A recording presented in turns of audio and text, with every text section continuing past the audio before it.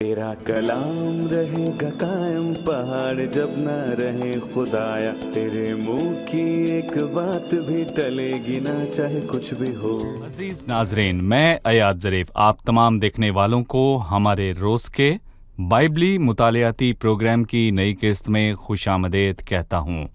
अजीज़ों, हम पहली मर्तबा पुराने अहद नामे में से बड़े अंबिया की कुतब में हिस्कियल की किताब का मुताला कर रहे हैं। मैं बताना चाहूँगा कि ये किताब 30 इकसात पर मुश्तमिल होगी। गुज़िश्ता किस्त में हमने दूसरे बाब का मुताला मुकम्मल किया और आज हम तीसरे बाब का मुताला शुरू करेंगे। प्रोग्राम के बाकायदा आगाज़ से पहले मैं स्टूडियो में आए खुदा के खादिम का खैर मकदम करूँगा। खुशामदीद भाई यूसुफ। शुक्रिया भाई। और स्टूडियो में आए दीगर मेहमानों को भी खुशामदीद। हम तीसरे बाब पर पहुंचे हैं। दूसरे बाब का आखिरी हिस्सा और तीसरे बाब के शुरू का हिस्सा मुंसलिक है। इसमें तुमार के निकल जाने का तस्करा हुआ। जी, अब हमें तीसरे बाब के मुतालिक बताइए। तीसरे बाब में हिस्कियल की खिदमत के बारे में हदायत हैं और आखिरी हिस्से में 15वीं आयत से इसराइल के लिए वाज़े तंबी है। हिस्कियल को उनका निगहबान ठहराया गया। ए आदमजाद, मैंने तुझे बनी इसराइल का निगहबान मुकर्रर किया और लोगों में खिदमत करने के लिए हिस्कियल को हदायत मिली कि लोगों को तंबी करे। शुक्रिया भाई यूसुफ। उसने बाब को इस तरह शुरू किया, मरकूम है। फिर उसने मुझे कहा, ए आदमजाद, जो कुछ तूने पाया सो खा, इस तुमार को निकल जा और जाकर इसराइल के खानदान से कलाम कर। तब मैंने मुंह खोला और उसने वो तुमार मुझे खिलाया। फिर उसने मुझे कहा, ए आदमजाद, इस तुमार को जो मैं तुझे देता हूँ खा जा और उससे अपना पेट भर ले। तब मैंने खाया और वो मेरे मुंह में शहद की मानिंद मीठा था। फिर उसने मुझे फरमाया, ए आदमजाद, तू बनी इसराइल के पास जा और मेरी ये बातें उनसे कह, क्योंकि तू ऐसे लोगों की तरफ नहीं भेजा जाता जिनकी ज़ुबान बेगाना और जिनकी बोली सख्त है, बल्कि इसराइल के ख़ानदान की तरफ ना बहुत सी उम्मतों की तरफ जिनकी ज़ुबान बेगाना है और जिनकी बोली सख्त है, जिनकी बात तू समझ नहीं सकता। यकीनन अगर मैं तुझे उनके पास भेजता तो वो तेरी सुनते, लेकिन बनी इसराइल तेरी बात ना सुनेंगे, क्योंकि वो मेरी सुनना नहीं चाहते, क्योंकि सब बनी इसराइल सख्त पेशानी और संग दिल हैं। देख, मैंने उनके चेहरों के मुकाबिल तेरा चेहरा दरश्त किया है और तेरी पेशानी उनकी पेशानियों के मुकाबिल सख्त कर दी है। मैंने तेरी पेशानी को हीरे की माने चकमाक से भी ज्यादा सख्त कर दिया। उनसे ना डर और उनके चेहरों से हरासा ना हो, अगरचे वो बागी खानदान हैं। भाई यूसुफ, हमें बताइए कि तुमार निकलने के बाद क्या हुआ। जी हाँ, तीसरी आयत में यहाँ वाज़े लिखा है, तब मैंने खाया और वो मेरे मुंह में शहद की मानन मीठा था। हालांकि वो कड़वा होता है और नोहा। जी बताएं। मातम और नाले से भरा हुआ। और मुकाशवा की किताब के 10वें बाब में हम ये पढ़ते हैं कि यहाँ पर लिखा है कि यूहन्ना को एक छोटी किताब को खाने का कहा गया। उसने खाई, वो उसके मुंह में मीठी लगी, पर उसने उसका पेट कड़वा कर दिया। यानी कि जब हम दुनिया में आने वाली उस हौलनाक अदालत को समझेंगे तो मैं कहूँगा कि तब हम खुदा के कलाम को जानेंगे और खुदा के ख्यालात को समझेंगे। खुदा शरीरों की हलाकत पर खुश नहीं होता, पर वो यरूशलेम की हालत को देखकर रोया। और मैं कहूँगा कि अगर हम उसको समझ जाएं तो खुदा के कलाम बल्कि खुदा के साथ रिश्ते को कायम करेंगे। और जब हम लोगों पर आने वाली उस अदालत को जानेंगे तो हमारा पेट कड़वा होगा। भाई यूसुफ, आप हमें उस कौम की खुसूसियात के मुतल्लिक बताएं जिनसे हिस्कियल बात करने को जा रहा था। उसने चौथी आयत से आगे उनसे बात की। देखिए, मैं कहूँगा कि दरहकीकत खुदा ने हिस्कियल को हौसला बख्शा और उसे तंबी की, यानी कि उसको बताया कि उसका मिशन आसान है और साथ ये भी बताया कि ये इतना आसान नहीं होगा। उसने 2 बातें कहीं, क्योंकि तू ऐसे लोगों की तरफ नहीं भेजा जाता जिनकी जुबान बेगाना और जिनकी बोली सख्त है, यानी वो लोगों से उन्हीं की जुबान में बात करेगा। लिखा है ना, बहुत सी उम्मतों की तरफ जिनकी जुबानें बेगाना और सख्त हैं। और आसानी ये है कि वो अपने मुल्क के लोगों की जुबान से वाकिफ है। ये इतना मुश्किल नहीं है। वो तिब्बत या एस्किमो नहीं, बल्कि अपने लोगों के पास जा रहा है और इसी के साथ वो ये बताना चाहता है कि ये काम इतना आसान नहीं होगा। यकीनन अगर मैं तुझको उनके पास भेजूं तो वो तेरी सुने, लेकिन बनी इसराइल तेरी बात ना सुनेंगे। خداوند نے اس کو بتایا کہ اس کام میں مشکل ہے، بے شک وہ ان کی زبان جانتا ہے، پر وہ لوگ اس کی باتیں نہ سنیں گے اور نہ قبول کریں گے۔ اور مسیح نے لوکا کے 10ویں باب میں یہ فرمایا کہ اے خرازین تجھ پر افسوس، اے بیت سیدا تجھ پر افسوس، کیونکہ جو معجزے تم میں ظاہر ہوئے اگر سور اور سیدا میں ہوتے تو وہ کب کے توبہ کر لیتے، وہ کب کے توبہ کر لیتے، پر افسوس کہ خداوند نے ان علاقوں میں اپنے معجزات اور سب کام ظاہر کیے۔ پر یہاں پر میں کہوں گا کہ افسوس ان لوگوں نے توبہ نہ کی، اور خداوند نے حزقیل کو بھی یہی کہا، وہ ان لوگوں سے اور ان کی زبان سے واقف ہے، ان کی اور اس کی زبان ایک ہی ہے، پر افسوس وہ باغی ہیں اور اس کی بات نہیں سنیں گے۔ بھائی یوسف، کچھ لوگوں کے لیے کہا جاتا ہے کہ وہ خدا کا کلام نہیں سنتے، پر اس سے بھی سنگین بات یہ ہے کہ وہ خدا کے کلام کو سننا ہی نہیں چاہتے۔ کسی ایسے شخص کے لیے کوئی موقع نہیں جو کہتا ہے کہ خدا کا کلام نہیں سننا چاہتا، کہ اس کو خدا اور اس کے کلام کی ضرورت نہیں۔ اس کے بارے میں کیا رائے ہے؟ بھائی ایاد، میں کہوں گا کہ ابلیس ایک غلط پیغام کی منادی کرتا ہے، وہ بدعتیں پھیلاتا ہے کہ ان لوگوں کے لیے توبہ کا موقع ہے، وہ میلاب اور مستقبل میں بحالی کے بارے میں بات کرتے ہیں، یعنی گناہگار آخر میں بچ جائیں گے، اور کچھ دعویٰ کہ ان کرتے کو ہیں کہ ایک گناہگاروں اور موقع کو ملے ایک گا۔ زندگی اور ایک ہی موقع ملے گا، پر میں کہوں گا کہ یہ شیطانی انجیل ہے۔ کیا شیطان کی کوئی انجیل ہے؟ جی ہاں، وہ ہلاکت کی طرف لے جاتی ہے۔ جیسا کہ اس نے ہوا سے کہا کہ تو اس درخت سے کھا تو نہیں مرے گی، اور ہوا نے بھی اس درخت سے کھایا اور اس کے نتائج کا سامنا کیا۔ دیکھیں، نہ صرف ہوا نے بلکہ سب انسانوں نے اس گناہ کی سزا پائی۔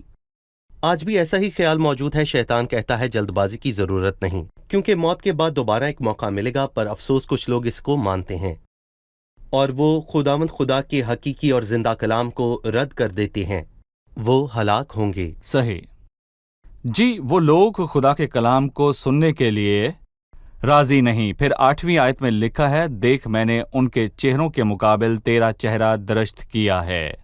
بھائی یوسف، اس سے ہمیں حزقیل کی خدمت کا اندازہ ہوتا ہے۔ یہ یرمیا کی خدمت سے مختلف ہے۔ یرمیا گریہ کنان نبی تھا، اس نے نوحہ کیا۔ حزقیل مضبوط، جبکہ یرمیا حساس تھا۔ ہمیں حزقیل کی خدمت کے متعلق مزید بیان کیجیے۔ دیکھیں، کسی نے کہا کہ یرمیا ایک رونے والا نبی تھا، لیکن آپ نے کہا کہ یرمیا رویا دکھنے والا شخص تھا۔ خدا نے اس کو کہا، دیکھ میں نے ان کے چہروں کے مقابل تیرا چہرہ درست کیا ہے، اور میں کہوں گا کہ اس سے پہلے کہ وہ یہ جانتا، خدا نے ہی اس کو ماں کے پیٹ سے اس خدمت کے لیے صحیح۔ تیار کیا۔ اور پولس رسول نے گلتیوں کے پہلے باب میں کہا، لیکن جس خدا نے مجھے میری ماں کے پیٹ ہی سے مخصوص کر لیا، اور ترسیس کا ساؤل ایک فریسی کے گھر میں پلا اور اس نے کلیسیا کو ستایا، لیکن جس خدا نے مجھے میری ماں کے پیٹ ہی سے مخصوص کر لیا کہ اپنے بیٹے کو مجھ سے ظاہر کرے، اس نے مجھے خدمت کے لیے چنا، جس طرح خدا نے یرمیا سے کہا، اس سے پیشتر کہ میں نے تجھے باطن میں خلق کیا، میں تجھے جانتا تھا۔ خدا اپنے خادم خلق کرتا ہے، اس نے مجھے مخصوص طور پر خلق کیا، اور وہ ہر ایک خادم کو خصوصی طور پر اپنی خدمت کے لیے خلق کرتا ہے تاکہ خداوند اپنے مقصد کو پورا کرے۔ اسی لیے کسی کی نقل نہ کریں، کیونکہ خداوند نے ہر ایک خادم کے لیے خدمت کو مقرر کر رکھا ہے۔ اس نے حزقیل کو خدمت کے لیے بنایا۔ حزقیل یرمیا کی خدمت اور یرمیا حزقیل کی خدمت سر انجام نہیں دے سکتا۔ خداوند اپنا خادم تیار کرتا ہے تاکہ اس جگہ پر اس پیغام کو دینے کے لائق بنے جو لوگوں تک پہنچانا ہو۔ جی ہاں بھائی یوسف، حزقیل کا اس خدمت میں ایک خاص کردار ہے۔ میں چاہوں گا کہ آپ ہمیں اس کردار کے بارے میں مزید بیان کریں۔ وہ اس جگہ کے لیے کس طرح ٹھیک تھا جس جگہ اس کو خدمت کے لیے بھیجا گیا؟ یعنی جیسا کہ آپ نے کہا تھا کہ جب داؤد جاتی جولیت سے لڑنے کو گیا، ساؤل داؤد کو اپنی مانند بنانا چاہتا تھا، اور اسی لیے اس نے اپنے کپڑے اور ہتھیار اس کو ساؤل دیے، بن جائے۔ ایک اور ساؤل، تاکہ داؤد کی فتح پر ساؤل کی فتح ہو۔ داؤد نے کہا، میں ان کو پہن کر چل نہیں سکتا کیونکہ میں نے ان کو آزمایا نہیں ہے، یعنی جیسا خدا نے مجھے بتایا ویسا رہنے دے۔ اس نے اپنی لاٹھی اور فالخن اور چکنے پتھروں کا استعمال کیا۔ در حقیقت خداوند نے اس کو بڑی فتح پانے کے لیے استعمال کیا، اور اگر ہم خداوند ہی کو موقع دیں کہ وہ ہمیں تیار صحیح۔ کرے تو وہ ہم سے عظیم کام لے گا۔ اور حزقیل کی خدمت میں اس نے باغی لوگوں کی خدمت کی، اور اسی لیے ان لوگوں کی نسبت مضبوط ہونا ضرور تھا جی۔ تاکہ وہ سنیں یا پھر انکار کریں، پر حزقیل ان کو پیغام سنائے۔ وہ یرمیہ جیسے حساس نبی سے مختلف تھا۔ بے شک اس نے حزقیل کی طرح ان مصیبتوں کا سامنا کیا، اور جس طرح کچھ لوگ تصور کرتے ہیں اس جی۔ نے بہت مرتبہ خدا کو اپنا استعفیٰ پیش کیا، پر خدا ہمیشہ یہ جانتا تھا کہ وہ اس استعفے کو واپس لے گا۔ وہ خدا کے پاس واپس آیا تاکہ اپنی خدمت کو جاری رکھ سکے، کیونکہ خدا کی خدمت کرنا عزت کی بات ہے اور خدا اپنے خادم کو تیار کرتا ہے۔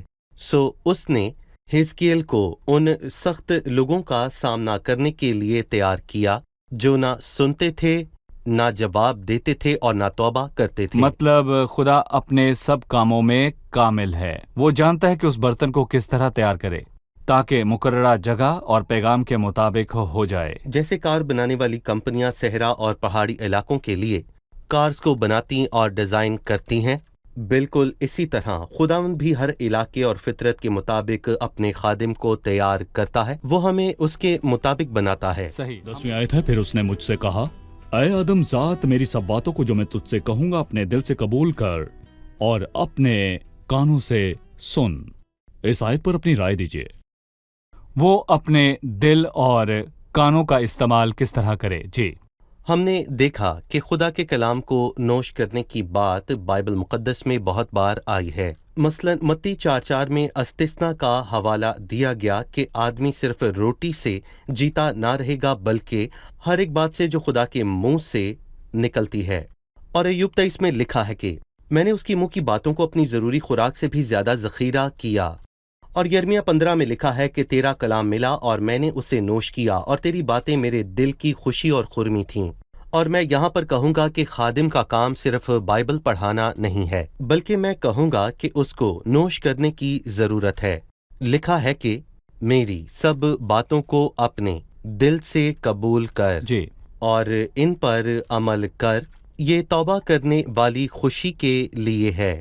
ان میں خوشی کر، جس طرح لوکا 15ویں باب میں مسیح کے خوش ہونے کا ذکر 8ویں باب میں ہے۔ اگر کسی چیز میں آنسو بہانے کی ضرورت ہے تو لوکا 19ویں باب میں مسیح کی طرح کریں۔ اس نے شہر کو دیکھا اور اس کے حال پر رویا، اور مسیح لوکا 15 میں خوش تھا اور لوکا 19 میں رویا۔ میری سب باتوں کو جو میں تجھ سے کہوں گا اپنے دل سے قبول کر اور اپنے کانوں سے سن۔ اب اٹھ، اسیروں کے پاس جا، ان سے کہہ، خداوند خدا یوں فرماتا ہے۔ غور کریں کہ خداوند خدا نے اس کو یہ الفاظ کہنے کو کہا، لیکن بعد میں یہ دہرائے جائیں گے۔ لکھا ہے کہ خداوند خدا یوں فرماتا ہے، یعنی جو باتیں میں تم سے کہتا ہوں وہ خدا کا کلام ہے۔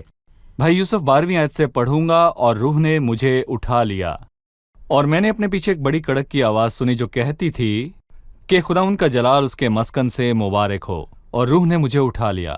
میں یہ جاننا چاہتا ہوں روح حزقیل سے کس طرح پیش آیا؟ پرانے عہد نامے سے نئے عہد نامے تک روح القدس نے نبیوں اور مقدسین کو کیسے تحریک دی ہم اکثر سنتے ہیں، اور روح نے مجھے اٹھا لیا، مجھ پر بے خودی چھا گئی، روح نے میرے منہ میں یہ کلام ڈالا۔ نئے اور پرانے عہد نامے میں روح القدس ایمانداروں کے ساتھ کس طرح پیش آیا؟ جی، در حقیقت یہ قابل سمجھ ہے کہ روح نے مجھے اٹھا لیا، جیسے کہ ہم حزقیل 3 اور اعمال کی کتاب کو پڑھتے ہیں جس میں خداوند کا روح فلپیوں کو اٹھا لے گیا اور فلپیوں اشود میں نکلا۔ اور پھر پہلے مرکز کے 13ویں باب میں ہم یہ پڑھتے ہیں کہ روح القدس مسیح کو بیابان میں لے گیا، یعنی کہ خدا کا روح، ٹھیک ہے، اور خدا ہر ایک کام کرنے پر قادر ہے، پر ہم اس میں سے کسی کام کے لیے میں کہوں گا کہ بڑھائی نہ کریں۔ اگر کچھ نہ ہوا ہو تو اس کے ہونے کا دعویٰ نہ کریں۔ جی۔ بہت لوگ یہ دعویٰ کرتے ہیں کہ روح نے ان کو اٹھا لیا اور ادھر ادھر لے گیا، جبکہ ایسا نہیں ہے۔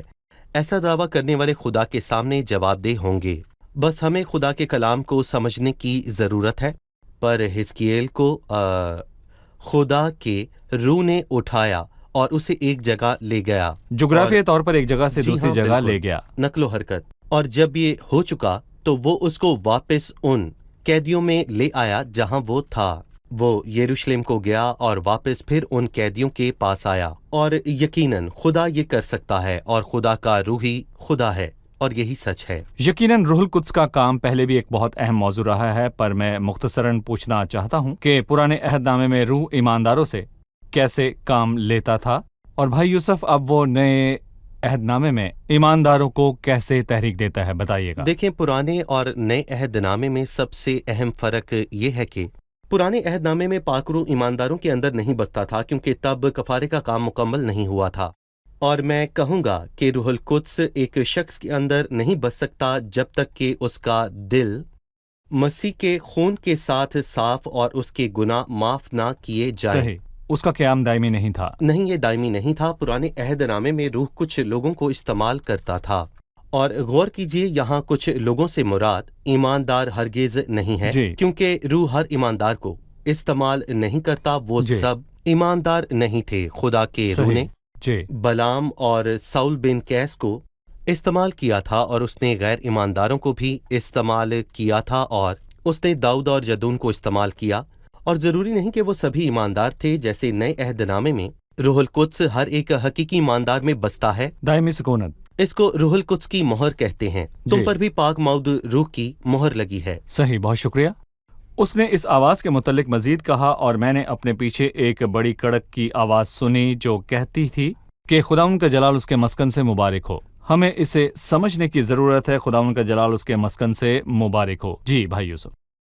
جی، میں کہوں گا کہ یروشلم سے خدا کا جلال جاتا رہا، پر ہیکل یا یروشلم سے جلال کے جانے کے معنی یہ نہیں کہ خدا کے پاس کوئی مسکن موجود نہیں۔ خدا کو ابد تک جلال ملے جہاں بھی وہ جہاں بھی ہو، کیونکہ خدا کا ہمیں چھوڑ جانا دراصل ہمارے نقصان کا باعث ہے۔ فنہاس کی بیوی دیندار تھی، اور جب اس کو پتا چلا کہ خدا کا صندوق چھن گیا ہے تو اس نے اپنے بیٹے کا نام یکبدو رکھا۔ یہ مرنے سے پہلے اس کے آخری الفاظ تھے۔ جب خدا کے الفاظ ہم سے چھن جائیں تو یہ ہماری شکست ہے، کیونکہ خدا کا جلال اس کے مسکن یعنی آسمان پر قائم ہے، اور یقیناً وہ اب سے ابد تک جلال پاتا ہے۔ بھائی یوسف، جیسے کہ 15ویں آیت سے باب کے آخر تک تمام آیات کو آپ نے ایک عنوان دیا، اسرائیل کو تنبیہ لکھا ہے، اور میں تل ابیب میں اسیروں کے پاس جو نہر کبار کے کنارے بستے تھے پہنچا۔ جغرافیائی طور پر تل ابیب کے کیا معنی ہے، اور اب یہ کہاں واقع ہے؟ اسرائیل کے لیے دی ہوئی تنبیہ کے متعلق بتائیے۔ جی، یہ واضح ہے کہ تل ابیب اب اسرائیل کا دارالخلافہ نہیں ہے، یہ اور موجودہ تل ابیب اب نہر کبار کے کنارے پر ہے۔ جی فرات ہاں، کے کنارے بالکل۔ پر ہے۔ جی ہاں، یہ بابل یعنی کہ موجودہ عراق کا شہر ہے، جس کے بارے میں بائبل مقدس بتاتی ہے کہ وہ وہاں جا کر 7 دن تک خاموش بیٹھا جی۔ رہا، اور اس سے یہ ثابت ہوتا ہے کہ خادم بولنے میں جلد بازی نہ کرے، بلکہ وہ خداوند کا انتظار کرے، کیونکہ خداوند نے فرمایا کہ جب میں تجھ سے کلام کروں تو بول ورنہ خاموش رہ، اور اس نے 7 دن تک خدا کے کلام کا انتظار کیا، کوئی جلد بازی نہ کی۔ پھر اس کو پیغام ملا۔ ہم اس باب کے آخر میں سیکھیں گے کہ اس نے کلام کیا۔ صحیح۔ اب میں چند آیات آپ کے سامنے پڑھنا چاہوں گا۔ 17ویں آیت سے میں پڑھوں گا کہ اے آدم زاد، میں نے تجھے بنی اسرائیل کا نگہبان مقرر کیا، پس تو میرے منہ کا کلام سن اور میری طرف سے ان کو آگاہ کر دے۔ جب میں شریر سے کہوں کہ تو یقیناً مرے گا، اور تو اسے آگاہ نہ کرے، اور شریر سے نہ کہے کہ وہ اپنی بری روش سے خبردار ہو تاکہ وہ اس سے باز آ کر اپنی جان بچائے، تو وہ شریر اپنی شرارت میں مرے گا، لیکن میں اس کے خون کی باز پرس تجھ سے کروں گا۔ لیکن اگر تو نے شریر کو آگاہ کر دیا اور وہ اپنی شرارت اور بری روش سے باز نہ آیا، تو وہ اپنی بدکاری میں مرے گا، پر تو نے اپنی جان کو بچا لیا۔ خدا نے اسے بنی اسرائیل کا نگہبان بنایا۔ نگہبان کے کیا معنی ہے اور اس کا کیا کردار ہے؟ یقیناً پہلے اس زمانے میں دشمن کے حملے کو جاننے کے لیے کوئی ریڈار موجود نہیں تھا، ایسا کچھ نہیں تھا، لیکن اس وقت ہر شہر کے گرد ایک بڑی فصیل تھی، اور ہر فصیل پر برج تھے جس میں پہرے دار یا نگہبان کھڑے رہتے تھے۔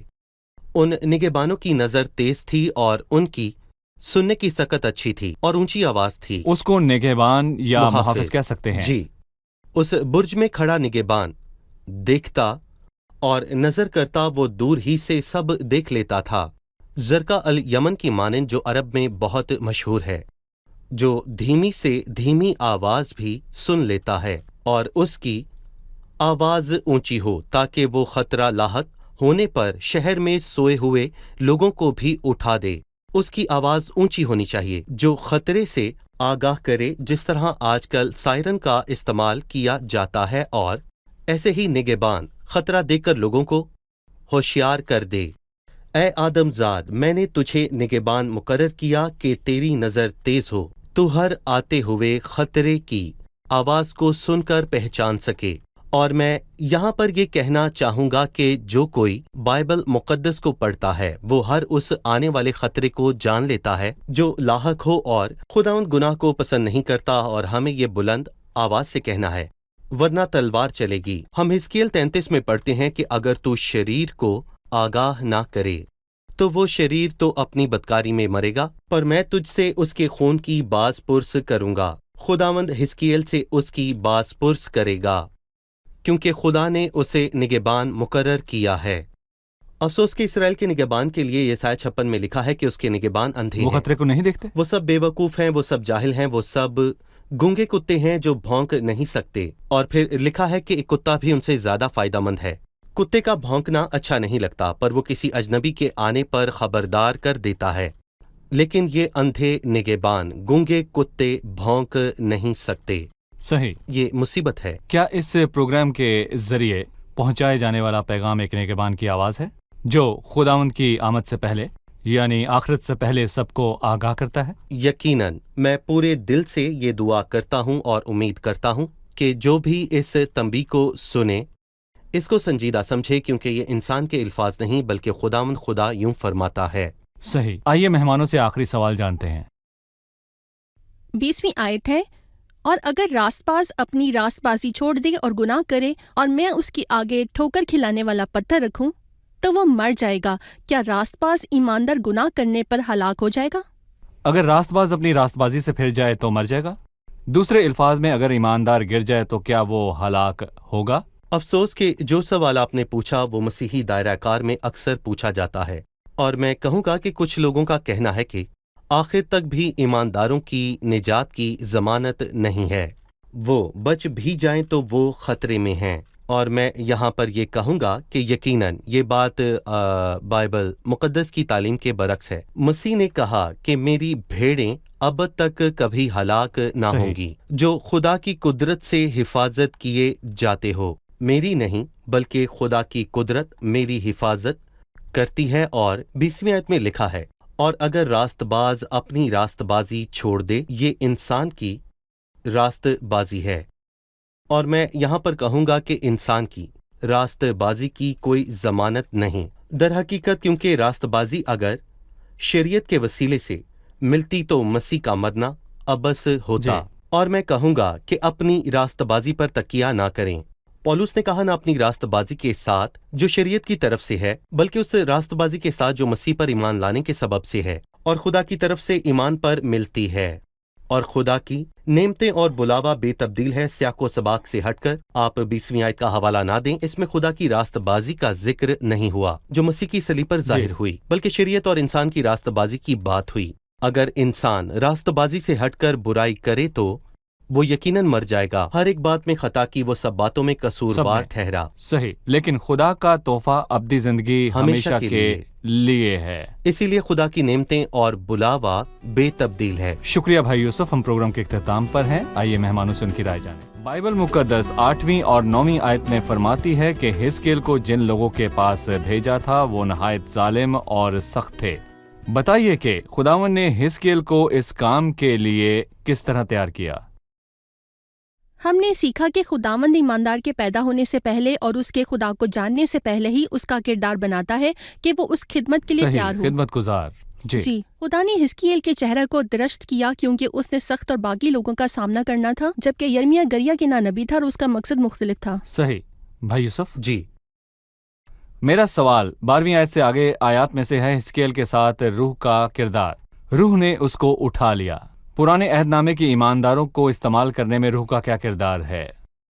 پرانے عہد نامے میں روح ایماندار اور غیر ایماندار کو استعمال کرتا تھا۔ ایماندار کی مثال میں داؤد اور جدعون ہیں، اور غیر ایمانداروں میں बालाम और साउल हैं जिनको रूह ने इस्तेमाल किया। बालाम एक शरीर शख्स था, लेकिन नए अहदनामे में हालात जो हैं वो काफ़ी मुख्तलिफ हैं। रूह ईमानदारों के अलावा किसी पर मोहर नहीं करता, फ़क्त ईमानदारों को ही तहरीक देता पुराने है। अहदनामे में जी बिल्कुल, पुराने बिल्कुल, अहदनामे नए में वो अहदनामे में हमेशा वो के हमेशा लिए के लिए कायम रहता बसता है। है। बहुत शुक्रिया, खुदा आपको बरकत दे। भाई यूसुफ खुदा आपका आपको भी बरकत शुक्रिया। दे। नाज़रीन, अगली किस्त में आपसे फिर मुलाकात होगी। खुदावंद आपको बरकत दे।